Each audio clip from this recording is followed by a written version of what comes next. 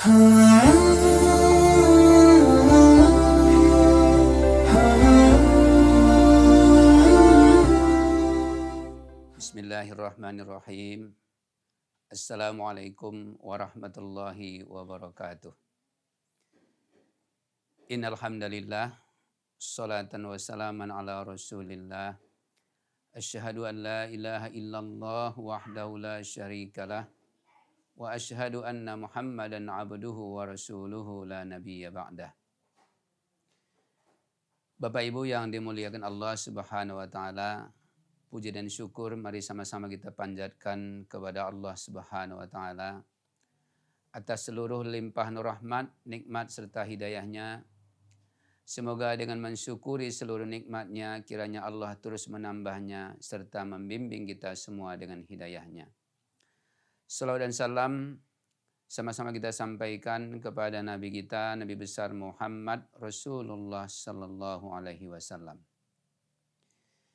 Para pemirsa yang dimuliakan Allah Subhanahu wa taala, salah satu yang diajarkan oleh Islam kepada kita sebagai pengikutnya adalah menjaga sunnah Rasulullah sallallahu alaihi wasallam. Begitu pentingnya kita menjaga sunnah Rasulullah sallallahu alaihi wasallam sampai-sampai Allah menurunkan beberapa ayat. Di antaranya Athi'ullah wa athi'ur Rasul. Taatlah kepada Allah dan taat juga kepada Rasulullah. Kemudian dalam ayat yang lain Allah juga mengatakan, Qul in kuntum tuhibbunallah. Wahai Muhammad, kata Allah, katakanlah, kalau kalian ingin dicintai oleh Allah, fattabi'uni. Kalian harus mengikuti aku. Maka yang akan kita dapatkan kalau kita mengikuti Allah dan menjalankan sunnah-sunnah Rasulullah, yuhibbukumullah. Allah akan mencintai kalian semua, wa yaghfir lakum dzunubakum. Bahkan Allah Subhanahu wa taala akan menghapuskan dosa-dosa kalian semuanya. Para pemirsa yang dimuliakan Allah Subhanahu wa taala, bahkan dalam satu hadis Nabi mengatakan, taraktu fikum amrain. Kutinggalkan pada kalian ada dua pusaka. Siapa yang mengacu pada dua pusaka yang aku tinggalkan itu, kata Rasul, maka dia akan lan tadillu abada. Tidak akan pernah sesat untuk selama-lamanya. Fid dunya wal akhirah. Baik ketika dia menjalani kehidupannya di saat di dunia yang fana ini, apalagi nanti di akhirat. Apa dua pusaka yang Rasul wariskan kepada kita sebagai umatnya itu? Pertama adalah Kitabullah. Pertama adalah Al-Quran sebagai kitab Allah. Yang kedua adalah wasunnati Rasulih. Sunnahnya Rasulullah Sallallahu Alaihi Wasallam, maknanya adalah Al-Hadis. Para pemirsa yang dimuliakan Allah Subhanahu wa taala, kalau kita ingin menjalankan Islam secara baik, tentu saja harus mengacu pada dua pusaka yang Rasul wariskan itu. Pertama adalah Al-Quran, yang kedua adalah sunnah Rasulullah sallallahu alaihi wasallam.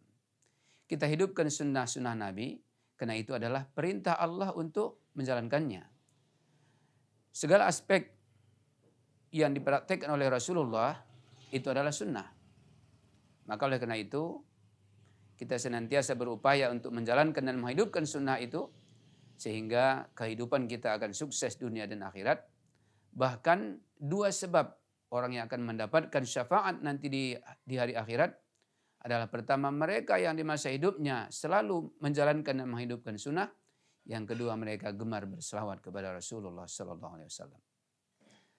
Para pemirsa yang dimuliakan Allah Subhanahu wa taala, semua sunnah-sunnah Rasulullah itu adalah baik untuk kita. Dan memang mempunyai manfaat dan fadilah yang luar biasa ketika kita mampu melaksanakannya dengan penuh khusyuk dan baik. Maka suatu ketika ada seseorang yang duduk di samping Rasulullah Sallallahu Alaihi Wasallam. Kemudian dia makan dengan tangan kirinya. Spontan Rasul menasihatinya sembari bersabda, makanlah dengan tangan kananmu. Maka laki-laki itu pun menjawab, aku tak bisa ya Rasulullah. Padahal beliau itu bukan tidak bisa melakukan makan dengan tangan kanannya, tapi kena faktor keangkuhan kesombongannya. Maka spontan Rasul pun bersabda, apakah kamu memang tidak mampu melakukannya dengan tangan kananmu? Tidak mampu ya Rasulullah. Dan akhirnya laki-laki itu pun untuk selama-lamanya tidak akan pernah mampu mengangkat tangan kanannya menyuguhkan makanan ke mulutnya. Begitulah efek negatif ketika seorang itu jauh dari sunnah Rasulullah Sallallahu Alaihi Wasallam. Dengan tegas Allah mengatakan, wa ma atakumur rasulu fakhuzuhu wa ma nahakum anhu fantahu. Al-Hasyr ayat 7. Ikutilah perintah Rasul, itu sunnahnya, dan hentikanlah seluruh larangan-larangannya. Mungkin seiring berjalannya waktu ketika kita mampu menghidupkan sunnah-sunnah Rasulullah, kita baru sadar.